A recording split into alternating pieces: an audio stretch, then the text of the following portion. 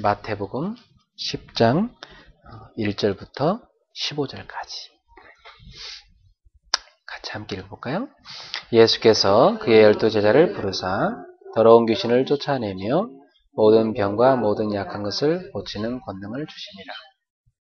12사도의 이름은 이러하니 베드로라는 시몬을 비롯하여 그의 형제 안드레와 세베의 아들 야고보와 그의 형제 요한, 빌립과 바들로메, 도마와 세리마테, 알퍼의 아들 야고보와 다데오, 가나나인 시몬 및 가룟 유다 곧 예수를 판자라.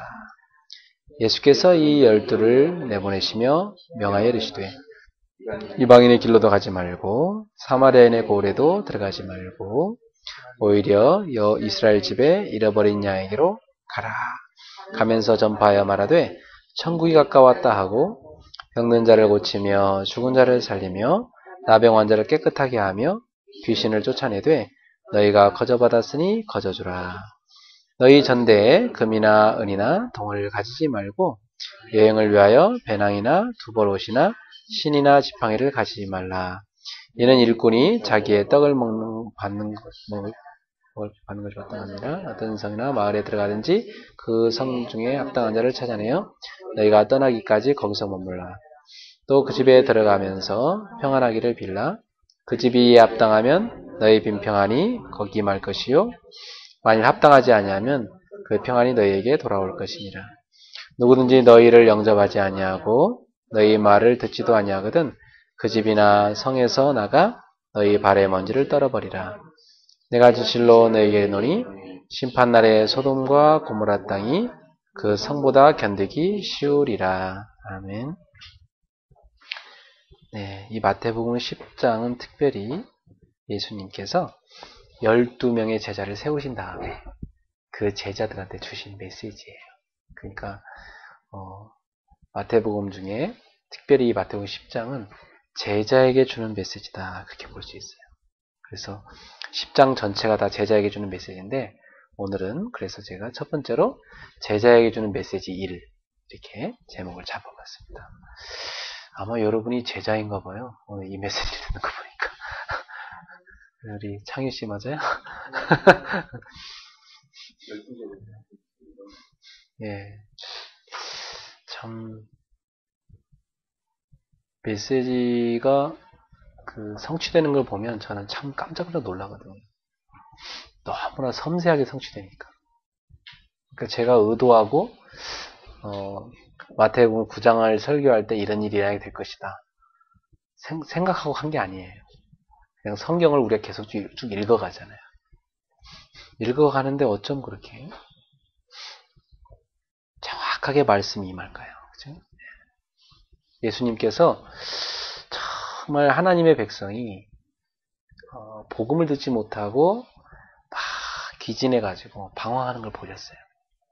그걸 보시면서 굉장히 긍휼히 여기시면서 불쌍히 여기시면서 사실 예수님이 탄식하고 우셨어요. 이 복음을 알아들으면 좋을 텐데 못 알아들으니까. 참 저도 그런 걸 많이 느끼거든요. 이 복음이 맞는데 들어보면 맞는데 이 복음 맞는데 사실은 그런데도 이걸 실제로는 못 알아듣는 거죠. 그런데 예수님이 그렇기 때문에 지금 목자 없는 양같이 막 고생하며 기진하는 그 하나님의 백성들을 바라보면서 탄식하시면서 추수할 것은 많은데 일꾼이 없다. 일꾼이 적으니까 추수하는 주인에게 청하여 추수할 수 있는 일꾼을 보내달라고 기도해라. 그러셨거든요. 그러면서 예수님이 직접 이제 추수할 일꾼을 지명하여 선택하여 세우십니다. 그게 12제자입니다. 예수님을 따랐던 많은 사람들이 있었습니다. 그 중에 선별하셨어요. 선별해갖고 몇 사람을 뽑아서 그들을 제자로 딱 세우셨어요. 그래갖고 그들을 향하여 오늘 주시는 말씀이에요. 자, 근데 오늘 1절에 보면 참 중요한 얘기가 나옵니다. 예수님이 제자들한테 나가서 복음을 전하도록 하기 이전에 예수님이 어떤 걸 주셨는가? 1절에 보니까 예수께서 그의 12제자를 부르사 더러운 귀신을 쫓아내며 모든 병과 모든 약한 것을 고치는 권능을 주시니라. 제자를 부른 다음에 이 제자에게 준 게 있어요. 그게 뭘 줬냐면 권능을 줬다고 그랬어요. 권능. 이 세 가지를 해결할 수 있는 권능을 줬어요. 첫 번째는 그 제자들에게 귀신을 쫓아낼 수 있는 권능을 줬고요. 두 번째는 모든 병을 고칠 수 있는 권능. 세 번째는 모든 약한 것을 고칠 수 있는 권능을 줬어요. 자, 이 말은 왜 이걸 주셨죠? 이 말은 뒤집어 보면 현장에 귀신 들린 사람이 너무 많다는 거죠. 요즘 같은 세상에 귀신 들린 사람이 있을까요? 그죠? 우리가 그런 사람이 있을까? 이렇게 보기 쉬운데 성경은 하나님을 모르고 우상에게 가서 다 빠져 절하는 사람들, 그걸 귀신 들었다고 얘기해요. 또 그 속에 하나님이 없고 마음속에 하나님보다 더 높은 것을 하나님 위에다 두는 걸 갖고 있는 사람, 그 사람도 그 속에 하나님이 없다고 성경은 얘기합니다. 우상을 갖고 있다고 얘기해요. 우상이란 것은 왜 성경에서 금하냐면 우상을 숭배하게 되면 우상 숭배할 때 그 어둠의 영이 역사를 합니다. 그래서 하지 말라는 거예요. 왜 여러분 왜 한국 사람들 제사 열심히 지내잖아요. 근데 왜 제사하지 말라고 그러죠? 왜 성경이 제사를 하지 말랍니까? 성경이 제사하지 말라는 것은 사실은 우리를 위해서예요. 우리를 위해서. 왜냐하면 제사를 지내면 지낼수록 거기에 뭐가 달라붙냐면 타락한 천사들의 영이 달라붙어요. 그걸 성경에서 귀신이라고 표현해놨거든요. 그러니까 이 귀신들이 막 달라붙으니까 그 집에 평안이 임하겠습니까? 계속 고통이 찾아올 수밖에 없잖아요. 그래서 하나님이 그 멸망에서 사람을 건져내기 위해서 귀신을 내쫓는 권능을 제사한테 줘서 보낸 것입니다. 그러니까 요즘 생각에, 요즘에 여러분 생각할 때, 아니, 뭐, 귀신 들린 사람이 어디 있다고 귀신을 쫓아내냐? 이렇게 생각한다면은, 이 말씀이 안 보여요, 사실은. 이 말씀이 이해 안 되는 거예요. 근데 제가 보기로는, 뉴스에 일어난 사건들, 그리고 막 지금 사회에서 막 갈등하는 문제들, 또 교회 안에서도 서로 막 기독교 안에서 막 서로 싸우고 하는 거. 내가 보일 때는 보이지 않지만, 보이지 않는 이간의 영이, 그 악한 영이 역사하고 있는 것입니다. 부부 간에 막 갈등이 하는 거, 그것도 마찬가지예요. 물론 왜 그냥 사람들이 잘 이해를 못해서 그렇게, 그럴 수 있겠죠, 그죠? 근데 이게 이해를 못하는 차원이 아니라, 당연히 이해할 수 있는 일인데 이해를 못해, 서로가. 당연히 이해할 수 있는 일인데 자꾸 오해하게 돼요. 이게 뭐겠어요? 그렇게 머리 좋은 사람들이 왜 그렇습니까? 그것은 사람이 모르는 그 이간의 영이 사람 속에 개입을 하게 되면 그런 일이 일어나게 되어 있습니다. 그래서 성경은 오늘 그런 귀신들을 내쫓아라, 현장에 가서. 그리고 귀신 들려가지고 고통당한 사람이 너무 많으니까 그들을 살려라, 이렇게 말씀하고 있습니다. 왜 예수님이 12제를 부르갖고 더러운 귀신을 쫓아내는 권능을 줬을까요? 더러운 귀신 들린 사람이 너무 많으니까. 그냥 그렇게 보면 돼요, 여러분은. 여러분 눈엔 잘 안 보이지만 여러분 귀신이, 나는 귀신이다 이렇게 나타납니까? 21세기에 절대 그렇게 안 나타납니다. 어떻게 보면 성경에 보면 귀신은 광명의 천사로 가장한다고 그랬어요. 사탄은 아주 신령한 목사처럼 가장해서 그리스도의 복음을 빼고 전하는 사람도 많고, 사단은 아주 신령한 성직자처럼 가장해서 사람들의 영혼을 갉아먹고 복음만 안전해서 영적으로 죽게 만들고, 그것도 사단의 정체예요. 너무 아름답게 착한 일하는 것처럼 포장한 단체도. 그러니까 여러분이 영적인 책이에요, 성경은. 성경을 볼 때 영적인 책으로 보셔야 돼요. 성경은 이 귀신이 어디서 왔느냐? 하나님 나라에서 타락한 천사가 이 땅에 출현해서 인간에게 들어와서 인간을 멸망시키는 존재다, 이렇게 얘기하고 있습니다. 그래서 여러분, 예수님이 이 귀신을 쫓아내는 권능을 12제자한테는 줬겠습니까? 하나님의 자녀에게 다 줬습니다. 여러분한테 있습니다. 예수님의 이름 우리가 쓸 수 있게 해줬거든요. 저희가 내 이름으로 귀신을 쫓아내며 그렇게 말씀하셨어요. 예수님께서 이 권능을 준다는 말은 예수님의 이름의 권세를 쓰라는 얘기예요. 그래서 누가복음 10장 19절에도 보면 내가 너에게 뱀과 청갈 원수의 모든 능력을 제할 권능을 주었노니 너희를 해할 자가 결단코 없으리라. 그러니까 악한 영을 꺾을 수 있는 권능을 나한테 줬다는 거예요. 여러분이 그걸 사용하세요? 따라서 합시다. 예수 이름 명하노니 더러운 귀신아 떠나가라. 이렇게 하면 도망가 버려요. 여러분이 내가 누구길래 그래 할 수 있습니까? 그렇죠. 여러분은 연약한 존재죠. 인간이죠. 그러나 여러분 안에 그리스도가 계시잖아요. 여러분은 그리스도를 영접한 사람 아닙니까? 여러분 안에 예수 그리스도가 계시기 때문에 여러분 예수님의 이름을 가지고 선포할 수 있다는 것입니다. 두 번째, 모든 병을 고치는 권능을 줬다고 했어요. 이것도 제자들한테만 준 게 아니라 우리한테 주신 거예요. 왜 이런 권능을 주셨을까요? 아까도 얘기했지만 현장에 병든 사람이 너무 많으니까. 병이라는 것이 단순히 오겠습니까? 여러분, 병이라는 것이 어느 날 그냥 갑자기 생깁니까? 아닙니다. 이 몸의 병이라는 건요, 인간은 영혼과 육체가 긴밀하게 연결되어 있기 때문에 인간에게는 영적 상태가 안 좋으면 영혼의 병도 쉽게 옵니다. 이 영적 상태와 마음 상태와 정신 상태가 연결되어 있거든요. 근데 그것이 불안하잖아요. 그러면 제일 먼저 영향받는 게 뭐예요? 신경세포가 영향받죠. 자율신경들이 영향받죠. 여러분, 그래서 어떤 근심 걱정이 탁 파고 들어오면 사람이 왠지 위가 약간 뒤틀리고 뭐 이렇게 밥을 먹다가도 왠지 막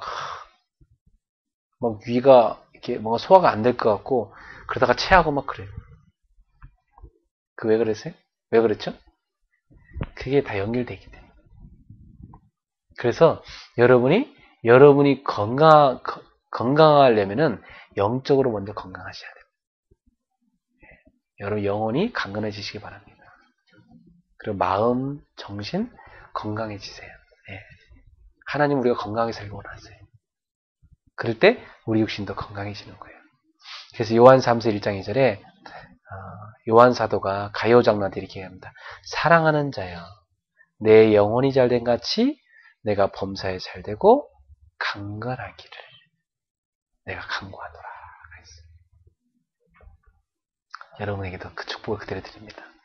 사랑하는 여러분, 여러분의 영혼이 잘된 같이 범사 어떤 일이든지 하시는 일 잘 되기 바라고 또 여러분의 육신 또한 강건해지길 축원합니다. 그렇게 되세요? 그럼 어떻게 하면 우리가 영혼이 강건해질 수 있을까요? 우리 영혼이 강건해지는 비밀은 우리가 하나님으로 충만하면 돼요. 내 마음, 생각, 영혼이.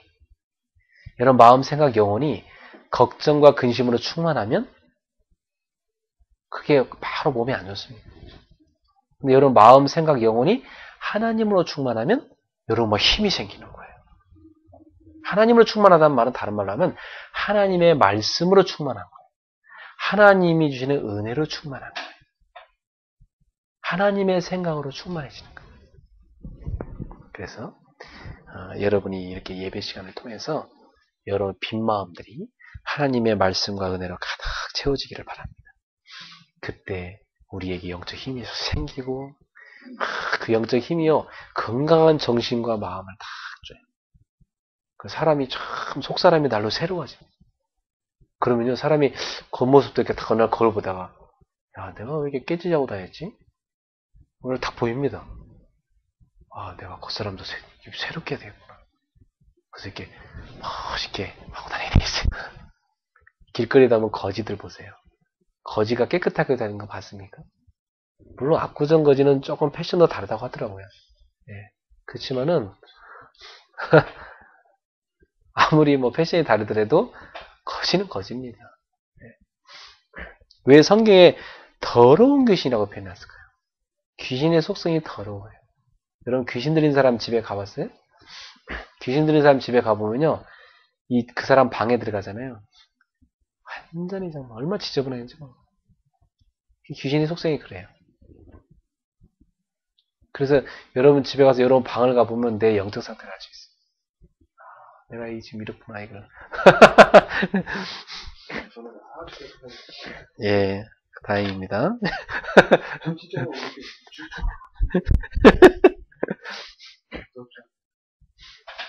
얼마나 감사해, 참.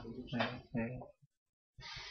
그래서 이 모든 병을 고칠 수 있는 권능, 이거 주셨는데, 여러분이 예수 이름으로 선포하잖아요? 그러면 병도 떠나갈 수 있어요. 이게 예수님이 주신 권능이에요. 저희 집에 이렇게 딱 들어가는데, 문 입구에 뭐가 딱 꽂혀 있어요. 행복으로의 초대, 이런 신문이 와 있더라고요. 그게 여의도 순복음교회에서 나눠주는 전도신문이거든요. 제가 그걸 딱 빼들어서 책상 가서 이렇게 한번 아침에 읽어봤어요. 그랬더니 조영기 목사님 설교도 나오고, 또 이렇게 뭐 어떤 분 간증이 나오더라고요. 자기 딸이 희귀병이 걸렸는데, 이 희귀병을 아무리 고치려고 해도 고치지가 않았었대요. 근데 자기가 기도를 하고, 조영기 목사님이 그 집회를 오셨는데, 자기 아이는 병 때문에 병원에 있고, 자기 부부가 믿음을 갖고 기도를 받아야 되겠다 생각이 들었대요. 그래갖고, 아이 손수건을 이렇게 얹어놓고, 아이는 없죠, 그러니까. 손수건을 얹어놓고, 목사님한테 기도를 받은 거예요. 자기들이 대신 기도를 받은 거지. 부모님들이 애를 대신해서. 손수건을 머리에 다 얹어놓고, 목사님 저를 위해 기도해 주세요. 목사님이 부모를 위해 기도한 거예요, 사실은. 근데 어떤 일을 하느냐, 그때 이 사람 마음속에 확신이 탁 들 때, 하나님 우리 딸 고치겠다. 확신이 들더라고요, 자기가. 그리고 나서 한 달 후에 그 아이 희귀병이 의사가 놀랄 정도로 나아버렸대요. 할렐루야. 그러니까 예수님의 이름으로 병도 나을 수 있는 것입니다. 그게 하나님의 자녀의 준 권세예요. 저도 설교 시간에 예수 이름으로 병이 낫도록 선포를 했었는데 어떤 청년이 목사님 자기가 배가 아파서 치유됐다고 와서 얘기를 하더라고요. 그러니까 예수님의 이름으로 선포하면 병도 낫습니다. 그건 목사님만 할 수 있는 게 아니라 여러분도 할 수 있는 거예요. 여러분들 자녀가 아프면 무조건 병원이 아니고 우리는 병원 물론 가야 되지만 먼저 아이랑 얘야 우리 같이 기도하자. 기도해야 돼. 그래 낫게 되면 거기서 그냥 괜찮은 거고 그래도 뭔가 안 좋다 그러면 그때 병원에 가봐야 되겠지. 여러분 항상 하나님이 치유한다는 믿음을 갖고 있으시. 그리고 세 번째로 모든 약한 것을 고치는 권능을 줬다. 사람들은 약한 게 다 있습니다. 연약함이 있어요. 저나 여러분은 다 연약함이 있습니다. 연약함이 있음을 아는 사람은 참 겸손하죠. 연약함이 있는데도 그걸 모르는 사람은 겸손하지 못합니다. 저나 여러분은 아마 연약함을 알고 있을 겁니다. 자기 연약함. 그래서 그리스도 앞에 나오는 거죠, 사실은. 그런데 예수님의 이름으로 어떤 사람의 연약함도 우리가 기도해 줄 때 그 사람의 연약함이 탁 떠나버린 적이 있어요. 저도 많이 봤어요. 이 사람이 그 부부 문제로 상처를 많이 받은 사람인데 다 하나님 말씀 전해주고 예수님의 이름으로 다 기도를 했는데 양쪽 부부가요. 마음이 싹 밖에 치유가 돼버려요. 여러분 인생을 오래 살고 애들도 많이 키우고 그 중년 나이에 쉽지 않습니다. 근데 하나님이 그 마음을 딱 터치하니까 그게 싹 치유돼버려요. 약한 것을 고치십니다. 그러니 이 권능이 어디서 나오냐면 예수님의 이름으로 되는 것입니다. 예수님의 이름으로.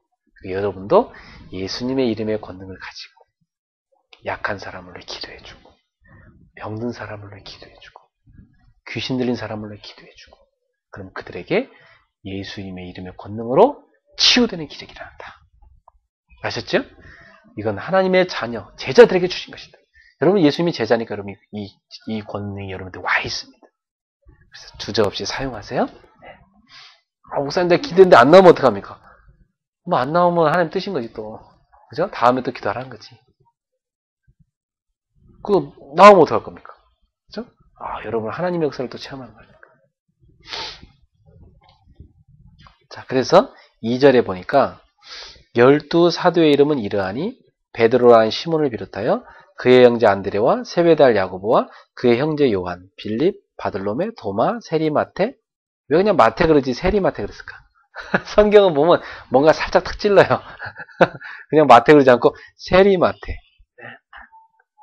전직이 세리였다 이거지. 전직이 세리 같은 사람도 제자가 될 수 있다 이거지. 세리는 어떤 사람이었어요? 당시에 같은 민족의 피를 빨아먹고 사는 사람들. 로마의 앞잡이로서 유대인들 세금 탈취해가지고 로마에 바치고 자기들 또 그거 갖고 막 포식하고 그래. 폭리를 취하고. 그러니까 세금이 300원 같으면 막 1,000원을 걷어. 그래갖고 300원 로마에 바치고 나머지 지네가 다 갖고 막 이랬었거든. 그 당시 세리들. 그러니까 세리들이 얼마나 미움받는지 몰라 유대인들은. 완전 사람처럼 못 받았거든. 근데 그런 사람도 예수님의 제자가 되는 것입니다.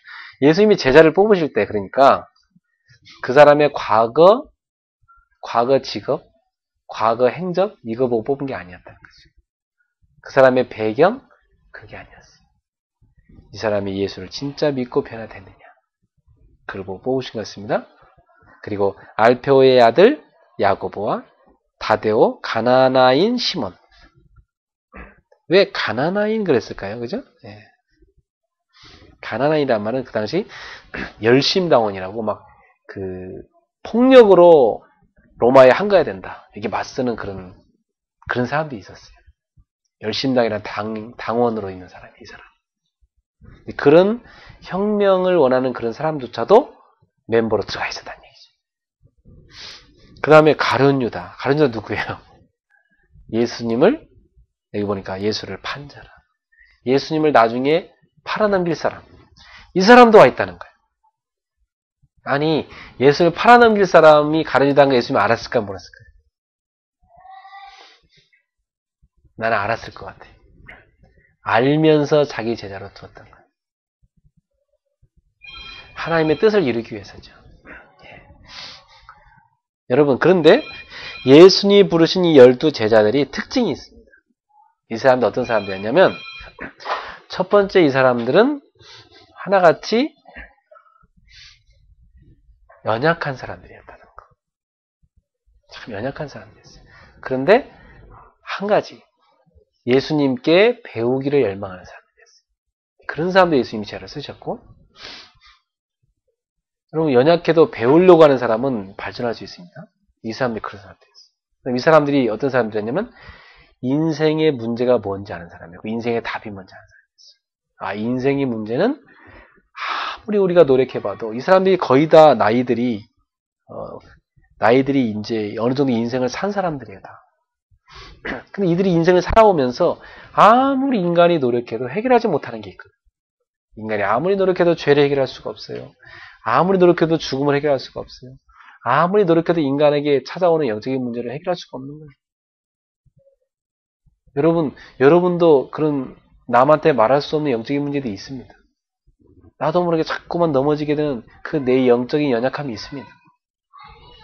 근데 그런 부분을 뭘로 갖고도 해결이 안 되는데 이 사람들이 예수님 만나고 예수님이 그걸 해결하러 오셨구나. 이걸 깨달은 거예요.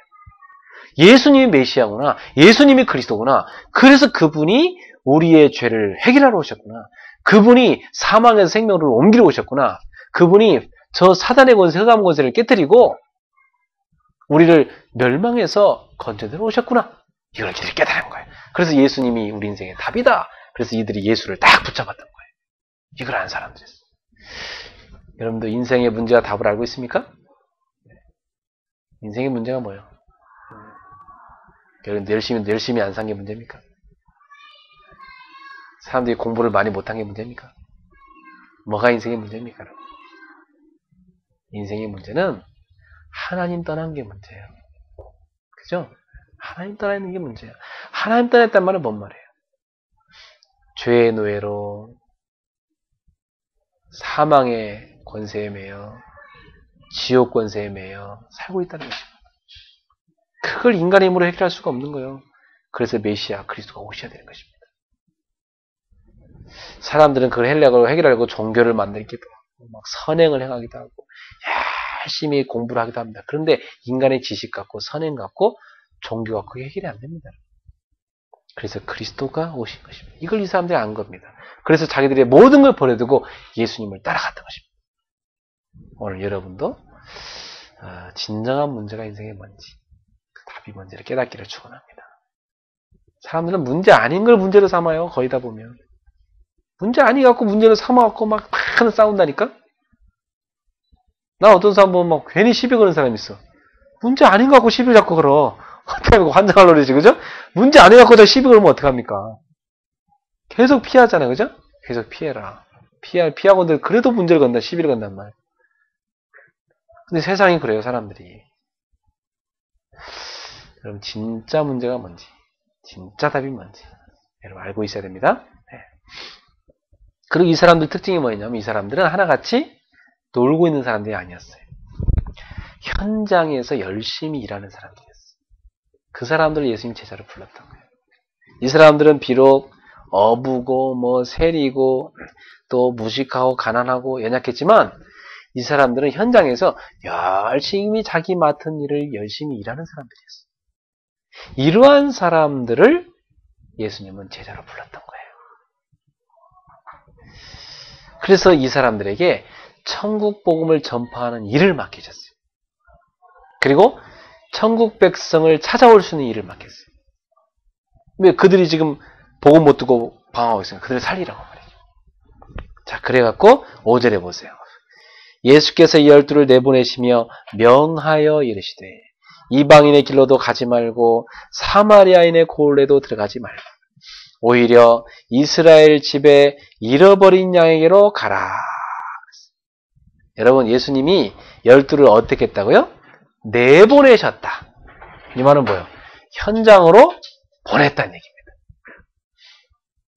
여러분, 예수님은 제자들을 일로 와라고 교회다만 다 둔 게 아니라 예배들 있으면 주중에 현장으로 뭐 하셨어요? 보내신 거예요. 현장으로 가라. 가서 누구에 가느냐? 이방인도 찾아갈 게 아니고 사마리아 골도 갈 게 아니라 오히려 이스라엘 집에 잃어버린 양에게로 가라. 잃어버린 양. 하나님의 백성인데 잃어버린 양. 그들에게로 가라. 오늘도 여기 보니까 잃어버린 양들이 많이 모여있네, 진짜. 나는 오늘 이런 날이 될 줄 몰랐는데, 참 희한한 날이네.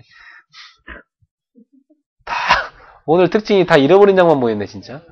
이야, 참 희한한 날입니다. 네. 네. 그렇지, 이제 우리 셋 빼고 나머지 3명이 잃어버린 양인데 온 거예요, 지금.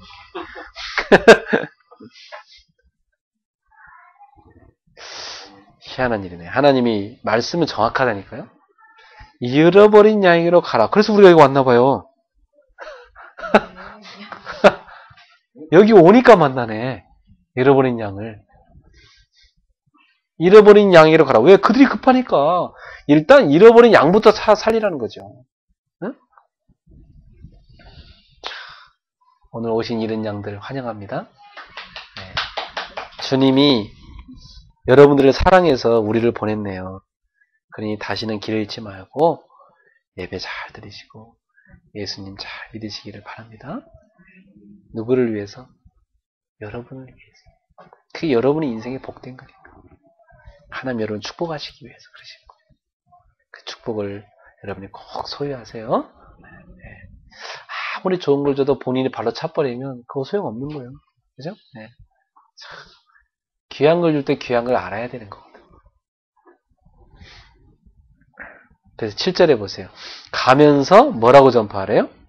천국이 가까이 왔다고 전파해라. 참, 여러분, 천국이 가까이 왔다고 전파해라. 천국이 어딜까요? 보통 우리는 이렇게 길거리에서 전도하는 거 보면 사람들이 예수 믿고 천국 가세요 그러잖아요. 예수 믿고 천당 가세요. 근데 여기 성경은 뭐라고 했어요? 천국이 왔어. 갈 곳이 아니고 천국이 뭐예요? 왔어요. 반대죠, 그죠? 네. 여러분, 천국은 여러분이 가기 이전에 여러분 속에 천국이 임하는 게 먼저입니다. 알았죠? 네. 여러분 마음속에 천국이 먼저 임하고 여러분의 가정과 직장에 천국이 먼저 임하는 게 중요해요. 천국 나중에 가지 우리가 이 땅을 떠나는 날. 그죠? 120살까지 살다 갈지 150살까지 살다 갈지 응? 우리 지원 씨가 몇 살까지 살지 모르지만 그 많은 인생이 남아있는데 그렇게 살다 갈 천국이야. 그렇지만 하나님은 나중에 갈 천국이지만 이 땅에 사는 동안 그 천국을 지금부터 누리라는 거죠. 지금부터. 지금 지원 씨 마음속에, 지금 지원 씨 가정에서, 지원 씨 직장생활, 인생 가운데 지금부터 천국을 누려라. 그러다가 뭐 하나님 영광 위에서 잘 살다가 나중에 부르면 그때 천국을 하는 거지. 나는 길거리에서 전도하는 사람들 보면 예수 천당 불신자 그러는데 아니 그렇게 좋은 천국이면 빨리 가지 왜 저렇게 돌아다니까. 그것은 주님이 이 땅에 사는 동안 너희의 가정을, 너희의 직장을, 너희의 교회와 이 지역과 이 나라 민족을 이 땅을 천국으로 만들어라. 그리고 천국처럼 살다가 진정한 천국에 오거라. 그런 말씀이에요. 그러면 천국은 어딜까요? 여러분? 따라잡시다. 예수님이 계신 곳이다. 예수님이 계신 곳이다. 네, 천국은 다른 데가 아니라 예수님이 계신 곳이에요. 아무리 교회를 화려하게 잘 지어놨어도 거기 예수님이 안 계시면 거기는 천국이 아닌 거예요. 아무리 막 얼굴이 너무 예쁜 미스 코리아들끼리만 모여있어도 거기 예수님이 안 계시면 거기 천국이 아닌 거예요. 남자들이야 그런 데 가면 좋겠지만 천국이 아니라니까 그게. 정말로 예수님이 계신 곳이 천국인 것입니다. 여러분. 네. 그게 예수님이 먼저 어디 계셔야 돼요? 내 안에. 그죠? 내 안에. 여러분 예수님을 영접하셨기 때문에 예수님 여러분 마음속에 계시죠? 네. 그게 참 중요해요. 그러면 그 천국을 누리세요. 알았죠? 누리셔야 돼. 천국은 나중에 갈 게 아니고 나중에 가기도 가지만 당연히 나중에 가겠죠 우리가. 그렇지만 이 땅에서 천국을 먼저 누리라는 것이 예수님 말씀이십니다. 천국을 누립시다. 저한테 예를 들어 우리 성도님이 저한테 세계 최고의 차를 사줬단 말이에요. 근데 그 차를 내가 선물 받았는데 내가 맨날 이 앞에 세워놓고 이게 말이에요. 우리 김성도님 사준 겁니다. 참, 보세요. 뭐. 맛있죠. 이렇게만 하고 한 번도 안 타고 1년이 지났어. 맨날 자랑만 해. 우리 오 팀장님 일로 와보세요. 이게 얼마나 멋있는 차인지 아세요? 이게 세계적인 차인데 하면서 이분이 사줬어요 하면서 맨날 이래요. 자랑만 맨날 2년 됐어. 한지 3년 되고. 가만 놔두고 저 비 담아주고 나중에 어떻게 돼요? 다 독스러. 그게 뭐냐면 천국을 소유해놓고 못 누린다는 거예요. 누리세요? 오늘부터 누리세요. 그러니까 여러분에게는 예배의 축복, 기도의 축복, 말씀의 축복, 전도의 축복. 이걸 누리란 말이에요, 평상시에. 그죠? 그걸 누리는 사람만이 그 천국을 내 것으로 계속해서 맛볼 수 있는 것입니다.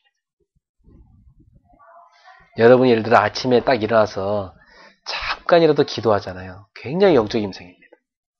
주무시기 전에 하나님 앞에 다 기도해 보세요. 영적 큰 힘생입니다. 낮에 직장에서 막 분적 이렇게 바쁘죠? 근데 잠깐 화장실이라도 가세요. 화장실에 가서 5분이라도 앉아가지고 하나님 앞에 간절히 기도해봐요. 전 기도가 잘 안 되면 우리 주보에 나는 기도문 있죠? 그거 갖고 한번 읽고 와요. 읽으면 5분밖에 안 걸려요. 하고 나면 이상하게 힘생겨. 왜 그걸 못 누리냐고. 그건 안 하고 막 하루 종일 멍하니 걱정이 나고 염려나고 계속 뭐 쓸데없이 뭐 페이스북에다가 막 카카오톡에다가 막 요즘에 또 애니팡 하느라고 막 그래갖고 다 축복을 다 놓쳐버리면 되겠냐. 우리 청년이 그러더라고. 목사님 내가 어느 친구한테 보냈더니 너희 목사님 설교 말씀 들으라 했더니 야 나 애니팡 하느라 바쁘다 그러대. 너는 어찌 설교를 보냈는데 설교를 안 듣고 애니팡만 하고 있냐.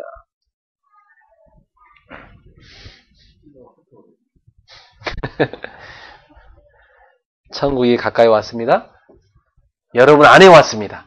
사실 여기서 예수님이 말씀하는 천국은 예수님을 말씀하는 거예요. 예수님이 임하셨다는 말은 천국이 이미 임한 거기 때문에 예수님이 다스린 곳이 천국입니다. 8절에 보세요. 병든 자를 고치며 죽은 자를 살리며 나병 환자를 깨끗하게 하며 귀신을 쫓아내되 너희가 거저받았으니 거저주라. 따라서 합시다. 거저받았으니 거저받았으니 거저주라. 거저주라. 여러분 예수 믿는데 여러분이 엄청난 돈을 내고 예수 믿게 됐습니까? 여러분 예수 영접하는데 제가 어느 날 당신 예수 영접하려면 1억은 내야 돼. 1억 내놓고 영접해. 그런 적 한 번도 없죠? 거저받았죠, 여러분? 그러니까 여러분도 혹시 주변에 병든 사람이 있으면 예수님의 이름으로 여러분이 가서 고쳐주고, 죽은 사람이 있으면 예수님의 이름으로 살리고, 나병 환자 예수님의 이름으로 깨끗하게 하고, 귀신 들린 사람 예수 이름으로 귀신 쫓아내고, 거저받은 복음 그들에게 거저주고, 거저받은 예수님의 십자가의 사랑 여러분이 거저주고 살리라 이 말이에요. 그게 예수님의 말씀입니다. 그래서 9절에 보니까 너희 전대에 금이나 은이나 동을 가지지 말고 여행을 위하여 배낭이나 두보롯이나 신이나 지팡이를 가지지 말라. 이는 일꾼이 자기의 먹을 것을 받는 것이 마땅함이라. 이 말은 무슨 말입니까? 아무것도 의지하지 말고 하나님만 의지하라. 자꾸 막 돈이나 사람 의지하지 말고 하나님만 의지해라. 근데 저는 진짜 이 말씀을 체험했거든요. 제가 가진 게 있지 교회를 개최한 게 아니잖아요. 아무것도 없이 오직 복음 하나 갖고 교회를 시작했는데 하나님이요 다 인도하시는 거예요. 그리고 제가 지금까지 살아온 동안 굶지 않았어요. 하나님이 저희 가족을 다 먹이셨어요. 저희 아이들 공부도 다 시키게 하셨어요. 참 놀랍지 않아요? 그죠? 여러분 당장 내일 쓸 돈이 없어 얼마나 불안해요 사람이. 그죠? 내일 먹을 양식이 없는데 얼마나 불안하겠어요. 근데 하나님이 저희한테는 일용할 양식을 주시는 걸 체험시켰어요. 그러니까 저희한테는 한 번씩 시련이 닥쳐와도 하나님을 믿는 거죠. 우리가.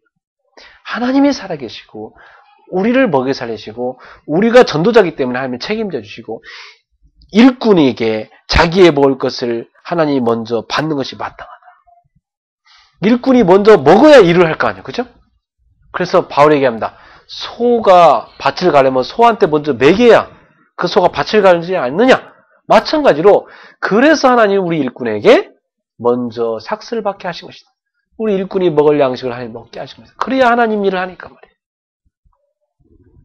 그래서 일하는 소한테도 망을 씌우지 않는 법이다. 망을 씌워놓으면 아무것도 못 먹으니까 일하는 소도 망을 벗겨서 먹을 것을 먹게 하고 일을 시키듯이 하나님의 일을 하는 사람들을 그들을 하나님이 책임지지 않겠냐 그 말이에요. 여러분은 누굽니까? 따라서 합시다. 예수님의 제자입니다. 제자라면 어떠한 금이나 은이나 동도 가지지 말라 그랬대. 이게 무슨 말이냐면 전도하러 나갈 때 이 전도자의 삶을 살 때 돈 걱정하지 말라 이 말이에요. 이 전대란 말은 지갑이에요. 지갑 걱정하지 마라. 배낭, 두보롯, 신발 2개, 지팡이 없어도 된다. 하나님 지켜준다 이 말이야. 지팡이는 왜 갖고 다니냐? 목자들이 그 당시에 위험한 사람이 오면 싸워야 되니까, 짐승이 오면 싸워야 되니까, 그래서 무기로 지팡이를 갖고 다닌다. 그런 무기도 가질 필요 없다. 하나님의 백성을 안전하게 지키신다는 것입니다. 여러분 그런 존재입니다. 그리고 일꾼에게 자기의 먹을 것을 받는 것이 마땅하다. 그래서 하나님은 일꾼에게 필요한 것을 먹이시고 쓰신다는 사실. 여러분은 예수님 제자이기 때문에 주님이 여러분을 쓰시기 위해서 여러분 필요한 것을 먼저 주실 것입니다. 제자의 길로 살아가세요. 네. 그럼 여러분 이것을 체험할 수 있습니다. 11절 보세요. 너희가 현장 가거든 이제 어떤 성이나 마을에 들어가든지 그 중에 합당한 자를 찾아내어 너희가 떠나기까지 거기서 머물라. 또 그 집에 들어가면서 평안하기를 빌라. 그 집이 이에 합당하면 너희 빈평 안에 거기 임할 것이요 만일 합당하지 아니하면 그 평안이 너희에게 돌아올 것이니라. 여러분이 복음을 전하면서 사시다가 어느 날 어떤 사람의 집이나 어떤 마을에 들어갔을 때 거기서 떠나기까지 거기서 머물러라. 머무르는데 어떤 집에 들어가면 여기에 하나님의 평안이 임하기를 바랍니다 하고 인사하라. 그래서 평안을 빌어줘라. 샬롬, 하나님의 평안이 이 집에 있기를 원합니다. 이렇게 해줘라. 그 사람들이 받아들이고 너에게 복음을 듣거든 그들에게 축복해주고 복음을 전파하라 이 말이에요. 그러나 그들이 이 복음을 받기에 합당하지 않고 복음을 거부한다면 어떻게 하래요? 돌아서라 그랬습니다. 그 평안이 어떻게 된다? 너희에게 돌아갈 것이다. 14절에 보세요. 누구든지 너희를 영접하지도 아니하고 너희의 말을 듣지도 아니하거든 그 집이나 성에서 나가 너희 발의 먼지를 떨어버려라. 너희가 전하는 복음을 듣지 않으려 하고 너희를 향하여 공격하고 그렇게 하는 일이 생긴다면 너희 발의 먼지를 떨어버려라. 내가 진실로 너에게 이르노니 심판날에 소돔과 고모라 땅이 그 성보다 견디기 쉬우리라. 복음을 거부하는 그 성은 소돔 고모라가 입은 그 고난, 그 고통보다 더 큰 고난이 온다. 여러분 복음을 거부한다는 것은 엄청난 참 저주죠. 복음을 받아들인다는 것은 엄청난 축복이 없습니다. 여러분이 전도자로서 살아가면서 어느 곳에 가서 복음을 전파했을 때 하나님이 예배한 사람은 그 복음을 기쁘게 받을 것이고 그 평안을 하나님이 주시는 그 평안을 받아들 것입니다. 그러나 이 평안을 거부한다면 그곳에는 하나님의 평안이 머물지 않는 것이고 오히려 그 빈 평안은 누구한테 돌아간대요? 전도자인 여러분한테 돌아간다. 참 놀라운 말씀이죠. 저는 전도하면서 이런 걸 너무 많이 체험했어요. 네. 평안이란 게 뭐죠? 요한복음 14장 27절에 보면 예수님이 이렇게 말씀했어요.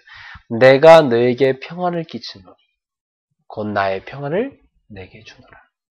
내가 주는 것은 세상이 주는 것과 같지 아니하느니 너희는 마음에 근심하지도 말고 두려워하지도 말라. 그러니까 세상에서 얻는 평안이 아니에요. 이건. 하나님이 여러분 마음속에 임하실 때 오는 평안이에요. 그 영적 평안을 말해요. 그 평안이 언제 임하죠? 예수님의 복음을 듣고 예수님을 구주로 영접할 때 이 평안이 그 속에 딱 들어간 것입니다. 오늘 그 평안이 여러분 속에 가득하기를 주의로 축원합니다. 나는 하나님 자녀지? 하나님 나를 함께 하시지? 하나님 나를 인도하시지? 하나님이 내 인생을 책임져 주시지? 하나님이 나를 쓰시기에 부르셨지? 나를 준비시키고 계시지? 그리고 이런 비전을 하나님 주셨지? 그래. 그럼 내가 지금 뭐 해야 되겠느냐? 이걸 딱 보는 거죠. 그 평안을 누리는 사람입니다. 그래서 여러분은 지금부터 세 가지 다 가지고 있어야 돼요. 그게 뭐냐? 이 시대 역사, 지금 이때가 무엇을 필요로 하는 때인가? 지금 여러분 이 시대를 보면서 여러분 보세요. 이 시대가 어떤 때인가? 21세기, 2012년 지금 여러분 살아가고 있는데 여러분 이 시대를 보면서 이 시대가 어떤 때 같아요? 어떤 때 같아요, 이 시대가? 제가 볼 때는 육신적으로는 너무 풍요로운 때, 근데 영적으로는 너무 굶어있는 때, 그리고 죄악이 극심한 때, 그리고 사탄이 후대를 무너뜨리기 위해서 가정을 무너뜨리는 때, 그 어느 때보다도 종교와 우상이 전 세계에 쫙 일어나고 있는 때. 그래서 한국과 세계 보세요. 이 우상 종교와 뉴에이지나 이런 우상 섬기는 흑암 종교가 확 일어나고 있잖아요. 이게 21세기. 그러면서 기독교는 어떻게 되고 있습니까? 점점 무너져가고 있고, 가정도 무너져가고 있어요. 후대들이 무너져가고 있어요. 자, 이런 때입니다.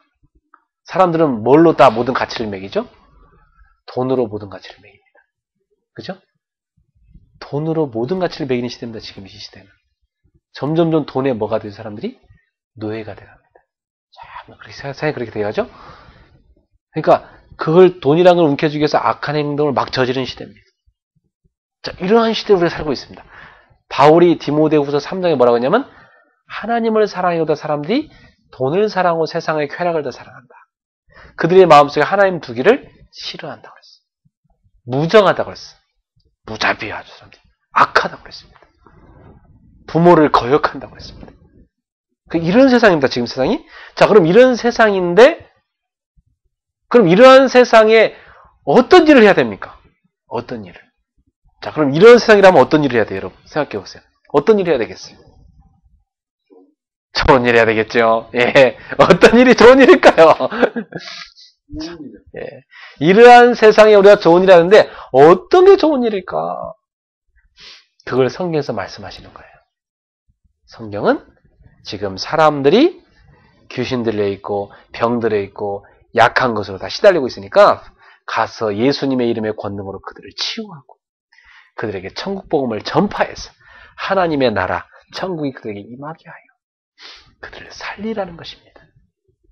따라합시다. 하나님은 살리기 원하십니다. 살리기 원하십니다. 모세야, 내 백성의 고통을 내가 들었으니 너가 가서 내 백성을 건져내거라. 그랬듯이 하나님은 살리기 원하신다는 것입니다. 가정을 살리기 원하세요. 후대들을 살리기 원하세요. 저는 특별히 어떤 분의 긴박성을 갖고 있냐면 후대입니다. 왜냐하면 사탄이 이 후대들을 죽이기 위한 모든 전략을 다 갖고 들어오고 있습니다. 지금. 여러분 생각해보세요. 지금 매체에 나오는 그런 문화, 우리 후대들 다 죽이는 문화입니다. 교육, 죽이는 교육 다 들어오고 있어요. 가정 보세요. 막 무너져 갑니다. 애들 상처 막 들어오고 있습니다. 자, 지금 보세요. 그렇다고 하면 후대들을 지금 마귀는 총공격하고 있다. 그럼 후대들이 특히 복음 못 듣도록 다 막고 있다는 사실입니다. 자, 저는 옛날에 교회 다닐 때 뭘 많이 봤냐면 애들이 교회 와서도 복음 안 듣는 거 많이 봤어요. 애들이 교회 와서도 복음 잘 못 들어요. 거의 일요일날 교회 와서 다 졸다 가는 애들도 많고요. 네? 잠깐 한쪽 귀에 음악 듣고 있고 한쪽 귀에 열어놓고 잠깐 설교 듣는 애들이 많고요. 애들이 어느 정도냐면 찬양이 안 나와 입에서. 그 정도로 심각한 시대가 됐습니다. 어떻게 해야 됩니까, 여러분? 어떻게 해야 후대를 살립니까? 그러니까 말이에요. 어떻게 해야 됩니까? 그러니까 지금 제가 말씀드린 게 여러분, 이 시대가 이런 때인데 이게 역사의식이거든요. 아, 시대가 이렇구나, 지금 역사의식. 그렇다면 어떤 일을 해야 되겠냐? 이게 사명이에요. 시대적 요청. 아, 시대가 뭘 요청하냐? 아, 후대를 살리고 가정을 살리고 사람들을 살려야 되겠구나 말이에요. 이게 사명입니다. 그죠? 그러면 어떻게 살려야 됩니까? 그게 바로 주님이 너를 통해 살리기 원하신다. 그게 소명입니다. 그럼 누가 이 일을 해야 됩니까? 네가 해라. 내가 너를 불렀느니라.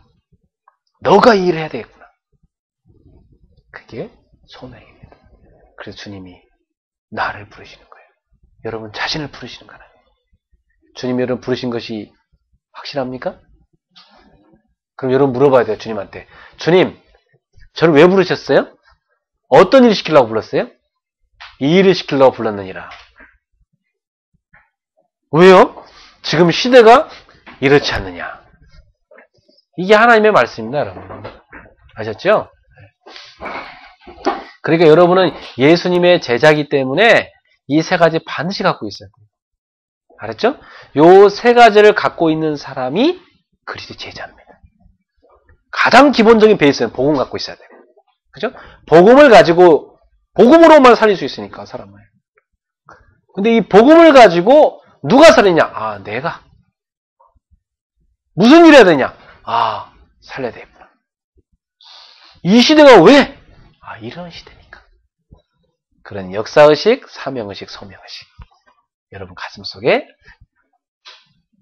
확인되고 이번 주에 확신 생기고 여러분 가슴속에 충만하기를 바랍니다. 그걸 갖고 사세요. 알았죠? 결론을 맺겠습니다. 여러분 그렇다면 오늘부터 여러분은 신앙을 회복하세요. 믿음을 굳건하게 가지세요. 아, 예수님이 나를 제자로 부르셔서 이 세상을 살기 원하신다면 야, 내가 믿음으로 굳건하게 서야 돼. 내가 맨날 오락가락하는 그런 신앙 되면 안 되겠구나. 오늘부터 내가 굳건한 믿음을 서 있어야 되겠구나 말이에요. 하나님이 이 중요한 일을 나한테 맡기는데 말이에요. 여러분을 직장에 보낼 때도 하나님의 뜻이 있습니다. 여러분을 그 가정과 가문에 태어나게 한 것도 하나님의 뜻이 있습니다. 여러분 우리 교회 보낸 것도 하나님의 뜻이 있습니다. 여러분 그게 굉장히 중요한 거예요. 사람은 그걸 발견해야 돼요. 그렇다면 내가 믿음 회복해야 되겠다. 그래! 내가 이 하나님 뜻을 이루었는데 내가 믿음으로 써야 되고 그리고 이제 내가 정말 기도해야 되고 그래야 성령님도 받으니까 정말 내 기도해야 되고 그런 답이 나오는 것입니다. 그리고 내가 전제 하고 있는 일 내가 하나님 영광을 위해서 이 복음 전하기 위해서 전도의 발판으로 삼기 위해서 최선을 다해야 되구나. 이게 답이 나는 것입니다. 그렇죠? 복음을 전하기 위해서 최선을 다해야 되는 겁니다. 그게 발판이 돼야 돼요. 발판이 없이 어떻게 우리가 복음을 전합니까? 오늘부터 믿음을 회복하고 기도하시고 여러분 맡겨진 일을 최선을 다하여 그 일에 증인되기를 축원합니다. 그 현장을 살리세요. 여러분 예수님 제자니까. 제자에게 준 메시지라니까. 제자에게 준 메시지. 참 어떻게 이 메시지를 들을까요? 지금 이 시간에 앉아서. 이야, 그러니까 나는 오락가락 하는데 제자인가 했더니 제자요. 이거 오락가락 해도 이 자리에 이 메시지 듣고 있다는 말은. 참. 오 팀장님. 그대가 제자 아닌 것 같습니까? 그대는 제자입니다. 그대가 제자기에 하나님이 이 자리에 오게 하신 것입니다. 맞습니까, 오팀장님? 네, 그런 거예요. 그러니까 흔들리면 안 돼, 이제. 내가 흔들릴 뻔이면 집에 있는 아내도 흔들리고 회사도 흔들리고 다 흔들릴 뻔해요, 그냥. 내가 흔들릴 뻔하면 안 돼. 내가 있는 자리에 내가 서 있어야 다른 사람 살리는 것입니다. 목사님이 맨날 왔다 갔다 흔들려 보세요. 성도들이 다 흔들려 버리지. 안 그래요? 여러분이 서 있어야 돼요, 굳건하게. 제자니까. 제자는 뭐예요? 다른 사람을 살리는 사람입니다. 그게 제자예요. 그래서 하나님 여러분을 다 리더로 세워주신 거예요. 제자 여러분, 믿음을 회복하시고 굳건한 믿음을 갖고 오늘부터 주님이 주신 이 사명, 잃어버린 양을 가서 먼저 살리라고 한 이 사명, 각종 병든 사람들 고치라고 한 사명, 살리라고 한 사명, 이 사명을 여러분 감당하기 위하여 깨어서 24시간 기도하기를 바랍니다. 그리고 여러분이 현재 하고 있는 일, 맡은 일, 거기서 증거를 보이세요. 하나님이 나와 함께 하셨다. 하나님이 내게 이 축복을 줬다. 하나님이 함께 하시면 된다. 그 증인으로 서시기를 주의 이름으로 축원합니다. 기도하겠습니다. 사랑하는 주님, 너무나 감사합니다.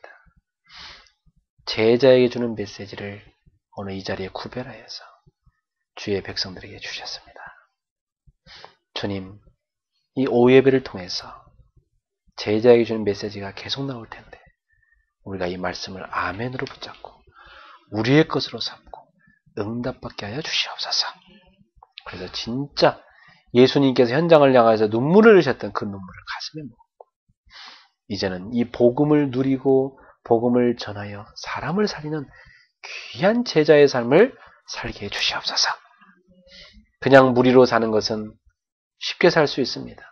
무리는 따라오든 안 따라오든 표시가 안 납니다. 그러나 제자는 표시가 나고 제자는 고난의 길도 따라갈 수 있는 게 제자고 제자는 주님과 함께 같이 가는 것이 제자입니다. 여기 모인 그리스도의 제자들이 한평생 예수님의 제자로 예수님과 함께 동행하는 귀한 제자들이 되게 해주시옵소서. 오늘 주님 말씀대로 이들이 나가서 천국이 가까웠다. 주님이 당신 속에 임하기를 원하신다.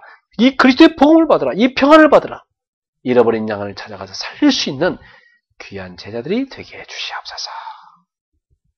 예수님의 이름으로 축복하며 기도합니다.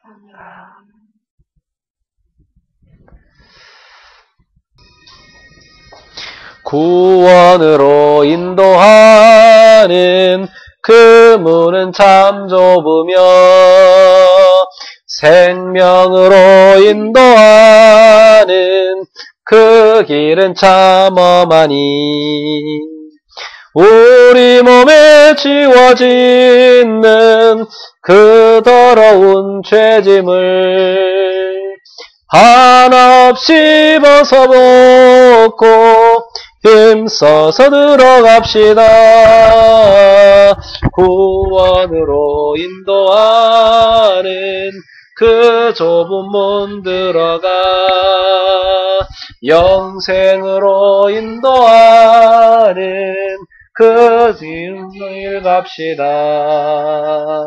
이 세상에 많은 사람 큰 문으로 들어가 넓은 길로 갈지라도 멸망길로 끝나니 세상 헛된 무기영화 모두 내어버리고 주의 말씀 순종하여 그 생명길로 갑시다. 구원으로 인도하는 그 좁은 문 들어가 영생으로 인도하는 그 생명길 갑시다. 구원의 문 열렸으니 주의 공로 힘입어 주저 말고 들어가서 생명길로 갑시다. 구원의 문 닫힌 후에 들어가고 싶으나 한 번 닫힌 구원의 문 또 열려지지 않으리. 구원으로 인도하는 그 좁은 문 들어가 영생으로 인도하는 그 생명길 갑시다. 아멘. 기도하겠습니다. 사랑하는 주님, 감사합니다.